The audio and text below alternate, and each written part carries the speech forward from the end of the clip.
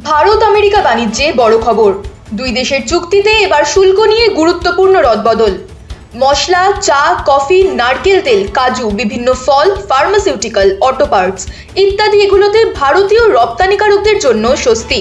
অন্যদিকে আমেরিকা থেকে আসা মাংস, পোলট্রি, দুগ্ধজাত পণ্য, সয়াবিন, গম, চিনি, অ্যাভোকাডো, মাশরুম, ইথানল, অ্যালকোহলমুক্ত পানীয় ইত্যাদি এইসব পণ্যে শুল্ক আগের 50% থেকে প্রায় 18% পর্যন্ত ছাড়। তবে বলাই বাহুল্য যে গার্মেন্টস, হোম টেক্সটাইল, গয়না, কার্পেট, চামড়াজাত পণ্য, চিংড়ি, কেমিক্যাল ও মেশিনারিতে এখনও প্রায় 50% শুল্ক বহাল রয়েছে। কিন্তু প্রশ্ন থেকেই যায়, এই চুক্তির আসল লাভ যাবে কার ঝুলিতে? এরপর কি ভারত আমেরিকার মধ্যে অর্থনৈতিক সম্পর্ক আরও সুদৃঢ় হতে চলেছে? সেটা দেখা সময়ের অপেক্ষা।